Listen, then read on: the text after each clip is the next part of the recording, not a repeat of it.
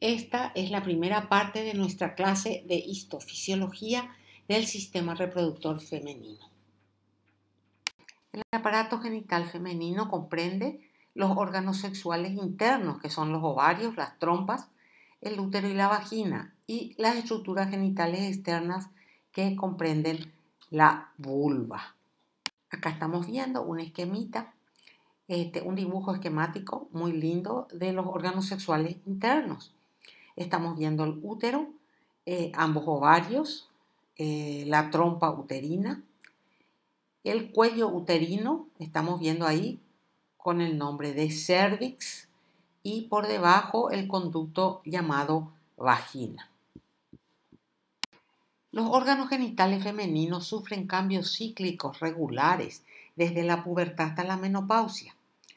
Los ovarios, las trompas uterinas y el útero de una mujer sexualmente madura sufren cambios estructurales y funcionales relacionados con la actividad nerviosa y las concentraciones hormonales durante cada ciclo menstrual y durante el embarazo. El inicio del ciclo menstrual, llamado menarca, ocurre entre los 9 y los 14 años, marcando el final de la pubertad y el inicio de la etapa reproductiva. Entre los 45 y los 55 años, el ciclo menstrual se torna infrecuente y luego cesa. Este cambio en la función reproductiva se conoce como menopausia. En este momento, los ovarios dejan de producir ovocitos y detienen su función endocrina de producción de hormonas que regulan la actividad productiva. Vamos a comenzar estudiando los ovarios. Los ovarios tienen dos funciones muy importantes. La primera es la producción de los gametos. Esa función se llama oogénesis. Y la segunda función es la de sintetizar hormonas. ¿Qué hormonas? Los estrógenos. Los estrógenos promueven el crecimiento y la maduración de los órganos sexuales externos e internos. Producen las características sexuales externas que se desarrollan en la pubertad y actúan sobre las glándulas mamarias, estimulando el crecimiento de los conductos y del estroma y la acumulación de tejido adiposo. Los progestágenos, otras hormonas secretadas por el ovario, preparan al útero para el embarazo al promover los cambios secretorios del endometrio. Además, preparan las glándulas mamarias para la lactación al promover la proliferación de los lobulillos. Acá nosotros tenemos un diagrama esquemático de los órganos sexuales internos femeninos. Es una vista posterior del mismo para poder ver bien el ovario. El ovario está unido a la superficie posterior de ese ligamento ancho del útero por el mesoovario. Además, existe un ligamento suspensorio del ovario que lo une a la pared pélvica y por donde entran vasos y nervios. Y además existe otro ligamento que es el ligamento ovárico que lo une al útero.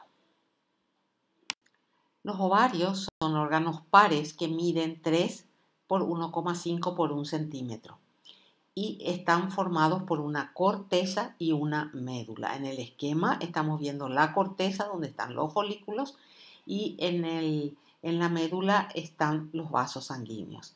En el corte a menor aumento, el corte histológico a menor aumento nos deja ver la corteza, la médula y una parte del ligamento suspensorio.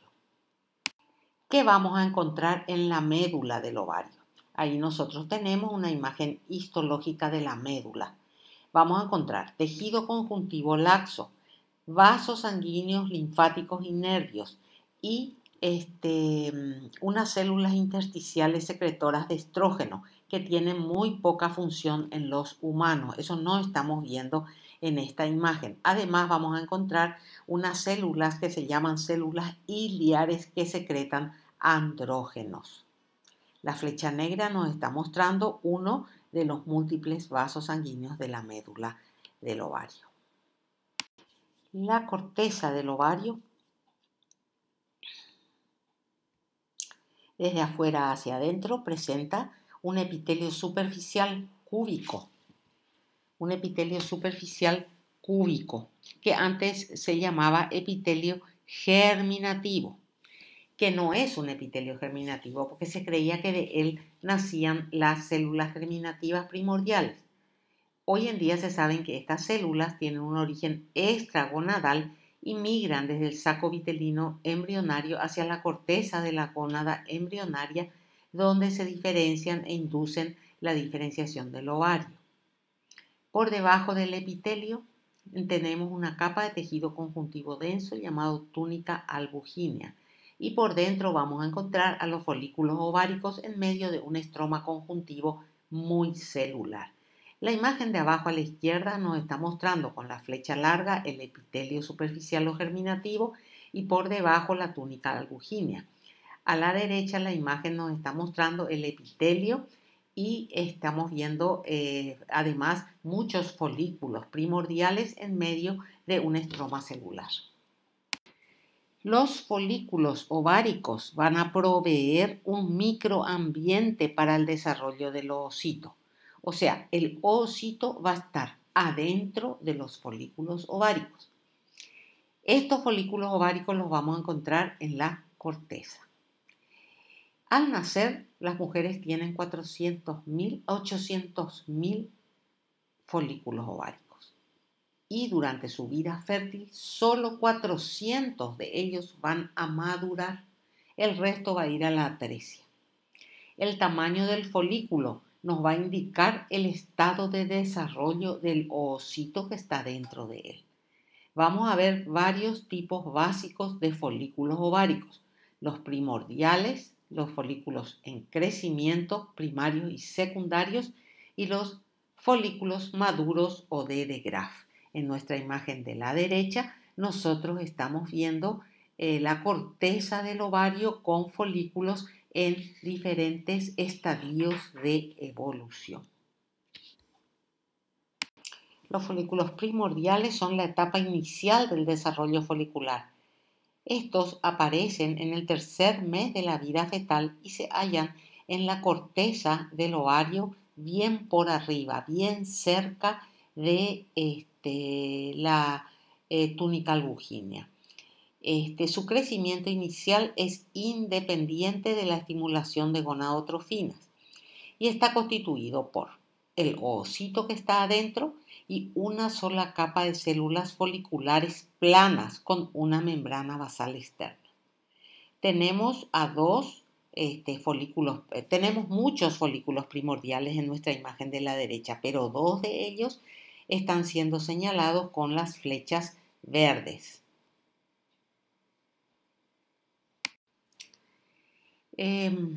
Acá tenemos un dibujo a la izquierda de un folículo primordial. Ahí estamos viendo nuestro oocito, la célula, ¿verdad? En el medio, con un núcleo que generalmente es excéntrico y un nucleolo patente.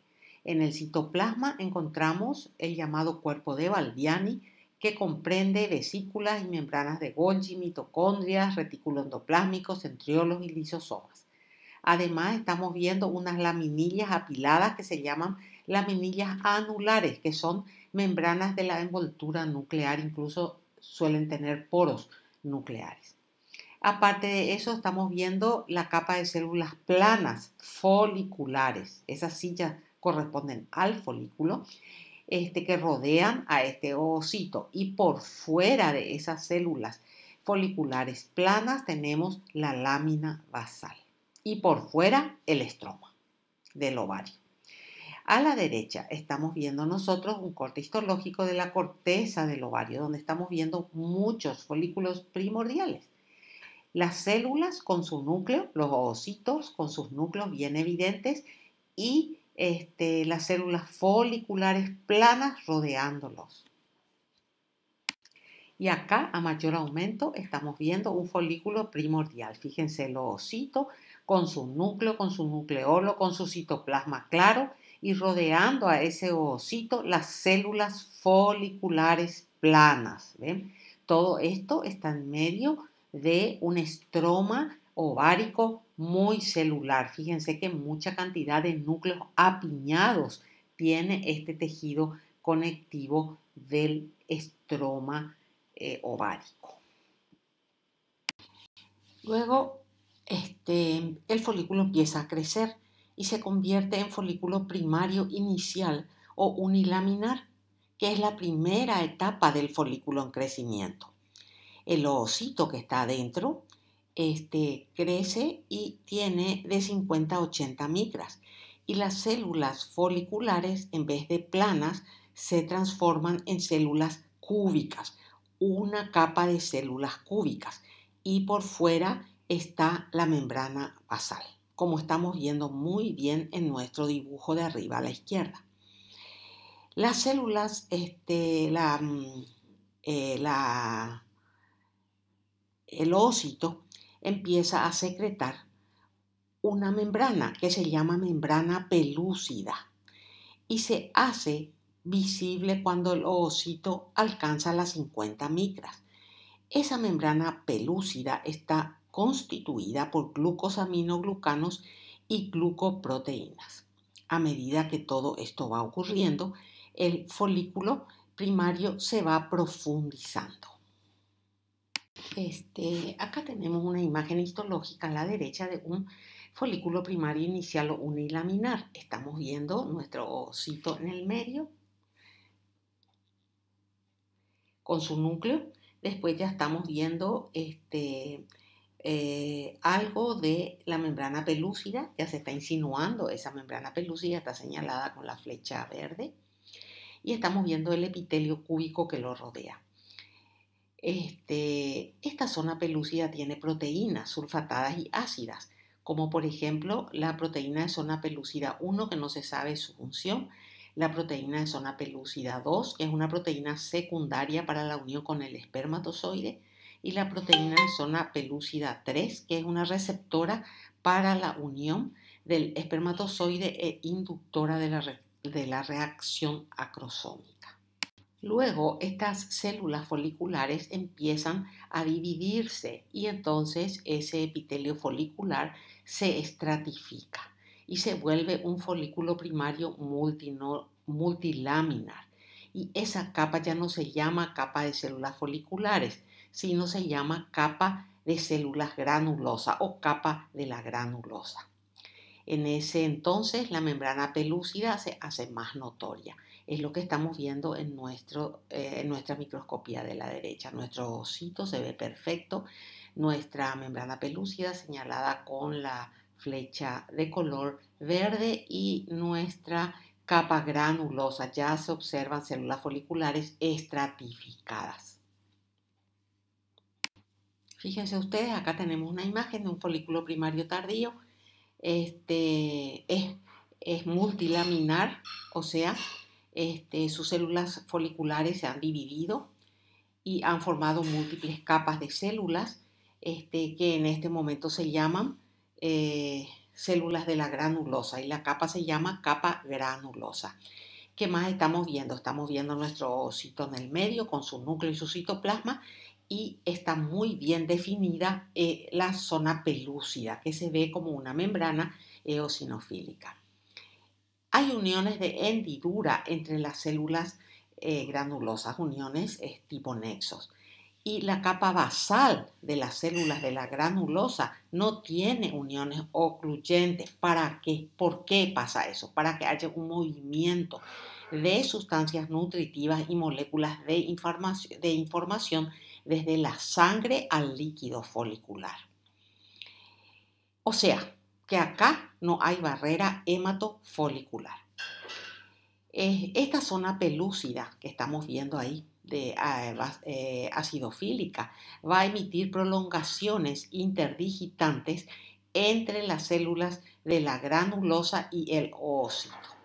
Recordemos que la capa granulosa es avascular. En este folículo primario tardío se va a producir la maduración del ovocito.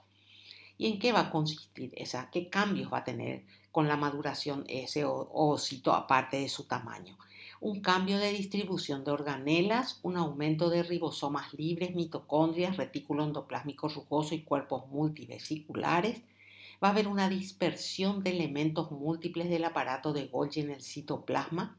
Se van a formar los gránulos corticales con proteasas. y van a ver proyecciones de microvellosidades de las células oocitarias hacia el espacio perivitelino, o sea, hacia la membrana pelúcida. Y también va a haber evaginaciones de las células de la granulosa que se van a proyectar hacia el oocito y se van a mezclar con las microvellosidades oocíticas y a veces llegan incluso a invaginarse en el ovolema. Las evaginaciones pueden entrar en contacto con el ovolema, aunque no van a establecer una continuidad citoplasmática entre ambas células. Esto estamos viendo en la imagen de la derecha y mejor en la zona señalada con el círculo. Los factores necesarios para el crecimiento folicular y oocítico son varios. Podemos citar a la hormona folículo-estimulante, al factor de crecimiento epidérmico, al factor de crecimiento símil insulina y a iones de calcio. A la derecha tenemos nosotros un lindo folículo primario multilaminar, donde se ven las células de la granulosa y también está muy bien identificada la zona pelúcida, rodeando al oocito. Cuando el folículo alcanza unas 200 micras de diámetro y el estrato granuloso alcanza un espesor de 6 a 12 capas de células, empieza a aparecer un líquido llamado folicular entre las células de la granulosa y se forma entonces una cavidad en forma de media luna denominada antro. Este líquido tiene mucho hialuronano. En ese momento el folículo ya se llama folículo secundario o antral. El oocito en ese momento ya tiene 125 micras de diámetro y deja de crecer por efecto del inhibidor de la maduración oocítica o OMI, producido por las células de la granulosa y secretado hacia el líquido antral. Estamos viendo en la imagen el folículo secundario con el antro. En este folículo secundario se completa la organización y desarrollo de la teca, que ya había empezado en el folículo primario tardío, ¿verdad?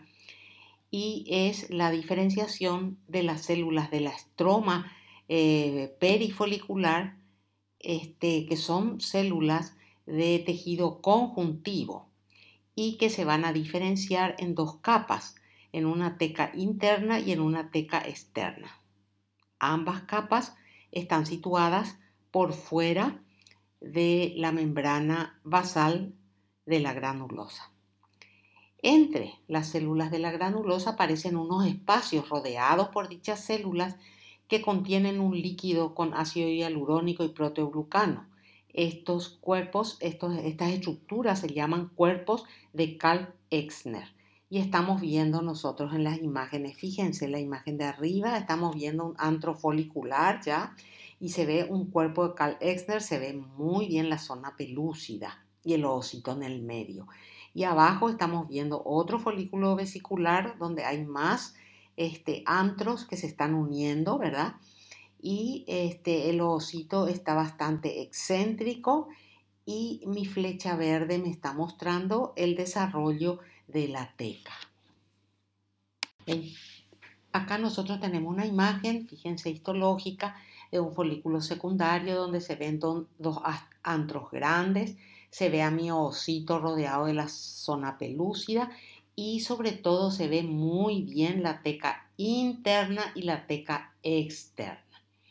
La teca interna es muy vascularizada, tiene células cúbicas y producen esteroides.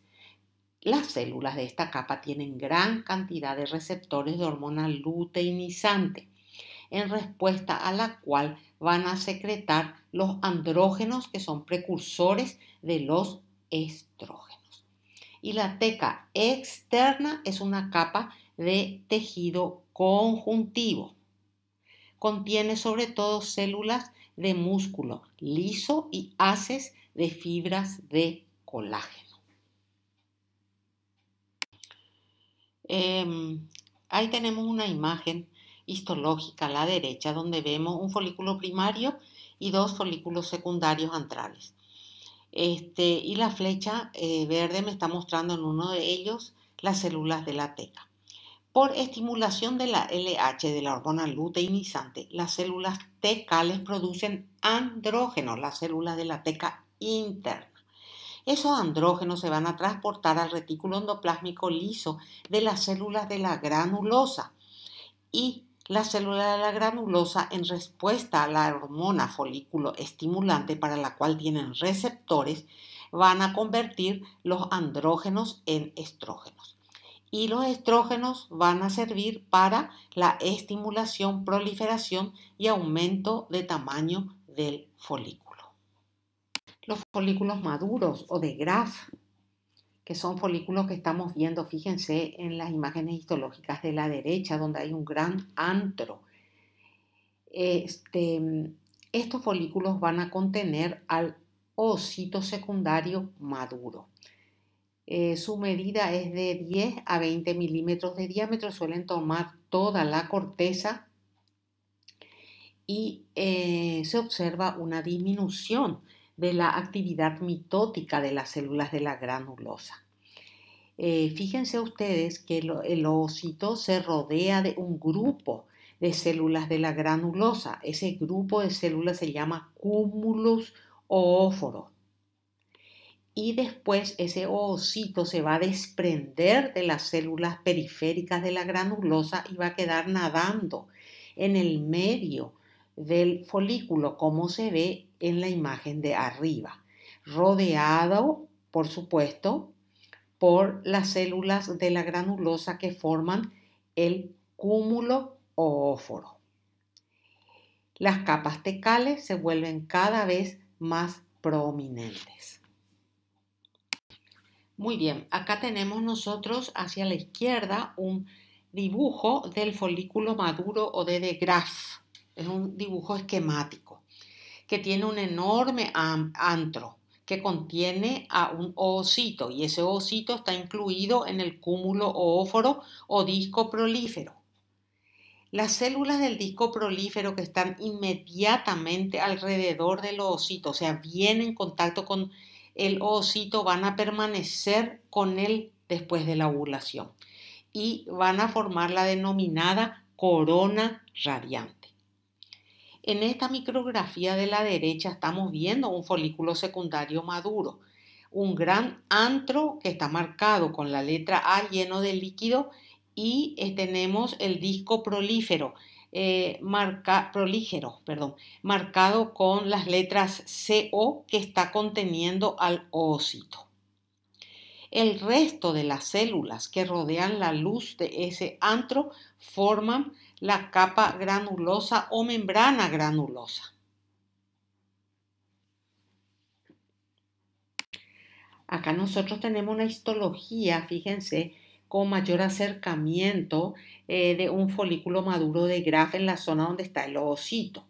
Fíjense que el oocito siempre ocupa una posición excéntrica, tiene 125 micras de diámetro, ahí se le está viendo muy bien su núcleo, su citoplasma, su membrana pelúcida, y está rodeado por el cúmulo oóforo o disco prolífero. Y las células del cúmulo oóforo que están pegadas, las más internas al oocito, esas son las células de la corona radiante, las células que le van a acompañar después de la ovulación. Estas células de la corona radiante tienen microvellosidades que se meten en la membrana pelúcida y se comunican por nexo con las microvellosidades que emite el oocito también hacia esa membrana pelúcida. En este momento hay un aumento de receptores de hormona luteinizante en la superficie epitelial libre antral de las células granulosas. Y acá yo les traje un dibujo esquemático que me muestra los cambios de los folículos desde el folículo primordial pasando por el folículo primario unilaminar, el primario multilaminar, después el folículo secundario o antral y el folículo maduro o folículo de Graf. Antes de hablar de la ovulación, vamos a dejar en claro algunos conceptos muy importantes que tenemos que tener. Por ejemplo, el ovocito primario dentro de los folículos primordiales. ¿Se acuerdan de ese ovocito? Ese ovocito se queda detenido por 12 a 50 años en la etapa de diploteno de la profase de la primera división meiótica. Ustedes eso ya saben por embriología. En el ovocito secundario, que está en el folículo maduro, se completa la primera división meiótica y ahí se realiza la segunda división meiótica que se va a detener en la metafase 2. Todo este proceso es iniciado por un aumento súbito de la LH, de la hormona luteinizante, mediante la activación de la sustancia inductora de la meiosis que ocurre justo antes de la ovulación. En ese punto, la división meiótica se detiene. ¿Por qué? Por la inducción de un complejo proteico sintetizado por el ovocito que se llama factor citostático. Entonces, ¿cuándo va a culminar la segunda meiosis? Solamente si ocurre fecundación. 60 días antes de la ovulación empieza a crecer el folículo primordial hasta folículo secundario, hasta que tiene 2 milímetros, ¿verdad? Y ese crecimiento se hace en forma independiente de hormonas, independiente de gonadotrofina. La señal para ese crecimiento la da la activina, producida por el ovocito. En cada ciclo menstrual van a empezar a madurar 50 folículos y solamente 5 van a llegar como máximo a folículos de Graf.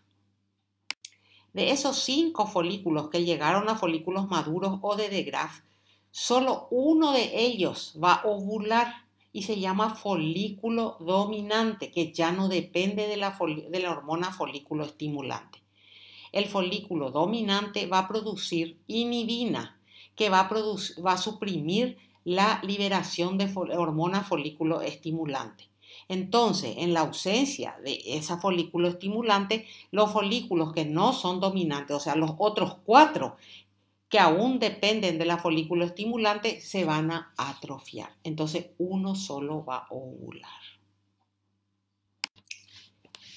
Vamos a ver entonces ahora la ovulación. La ovulación es un proceso mediado por hormonas cuyo resultado, ¿cuál es? La liberación del ovocito secundario del folículo de Graf. Ocurre alrededor del día 14 de un ciclo menstrual ideal de 28 días. Las fimbrias de la trompa van a dirigir el ovocito que ha escapado del folículo de Graf hacia su interior al lugar donde va a tener lugar la fecundación.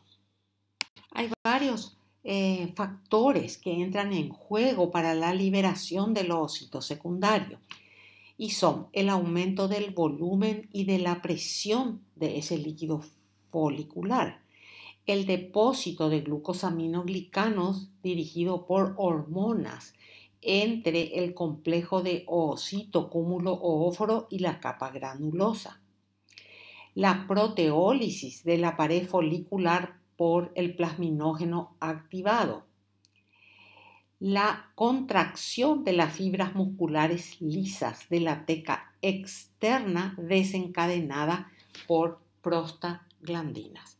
En la imagen de la derecha estamos viendo la ruptura de la superficie cortical de ese ovario y la expulsión del ovocito rodeado de su corona radiada.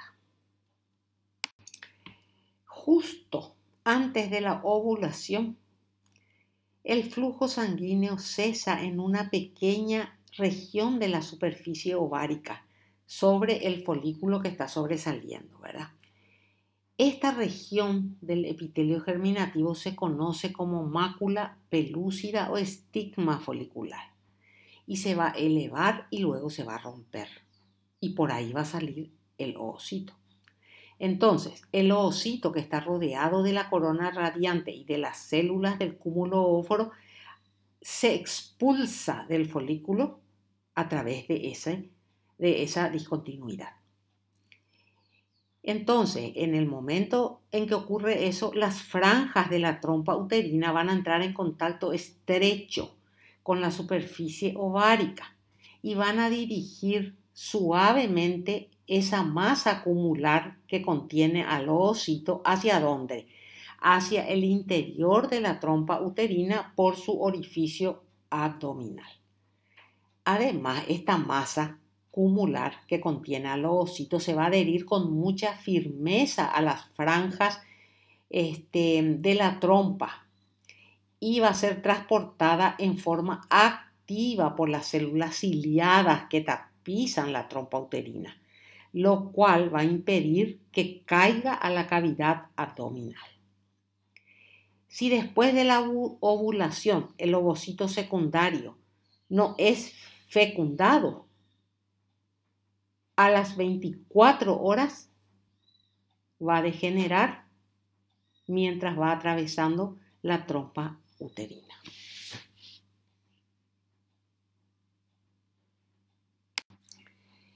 Después de la ovulación, el folículo colapsado se reorganiza en lo que llamamos el cuerpo lúteo.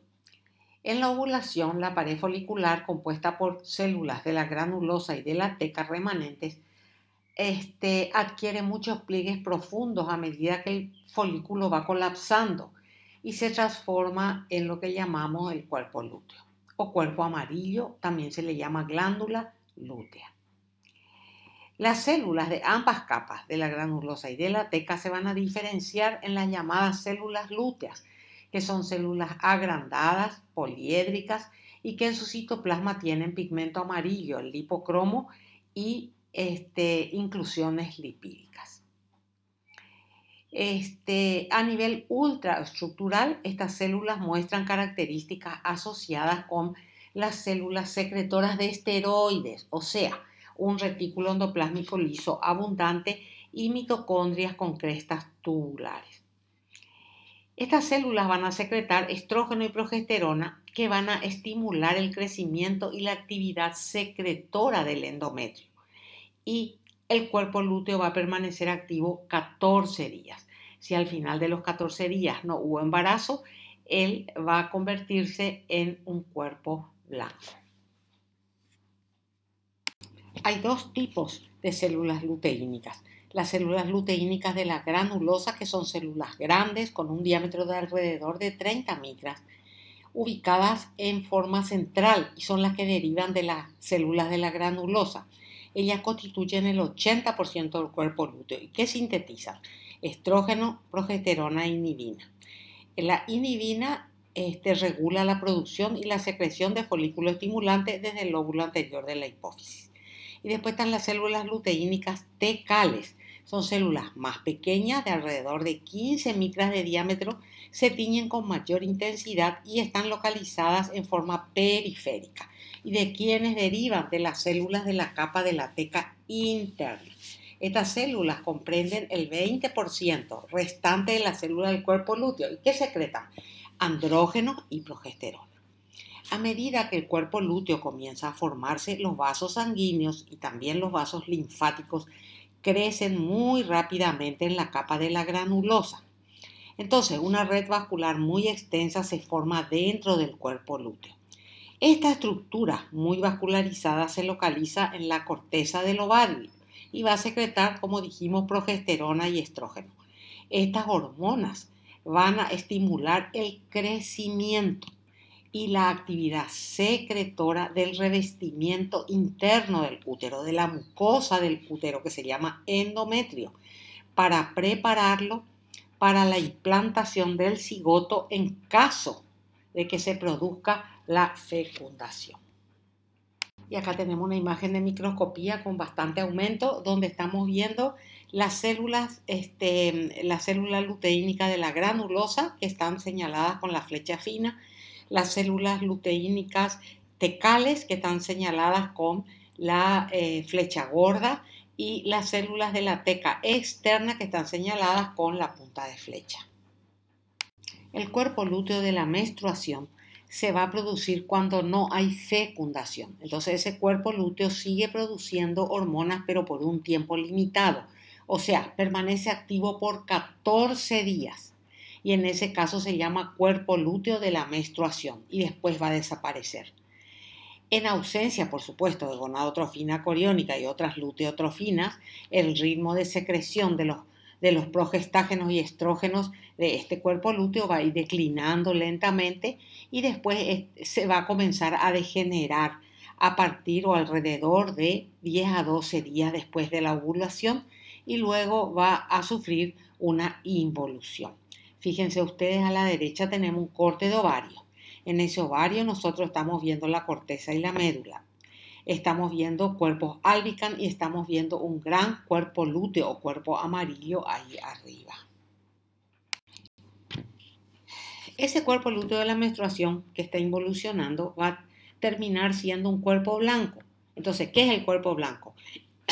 Es un cuerpo lúteo de la menstruación que sufre involución.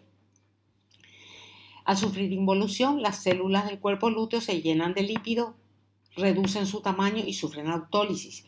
Entonces se empieza a depositar material hialino intercelular entre dichas células y se forma el llamado cuerpo blanco o corpus albicans, que en realidad es una cicatriz.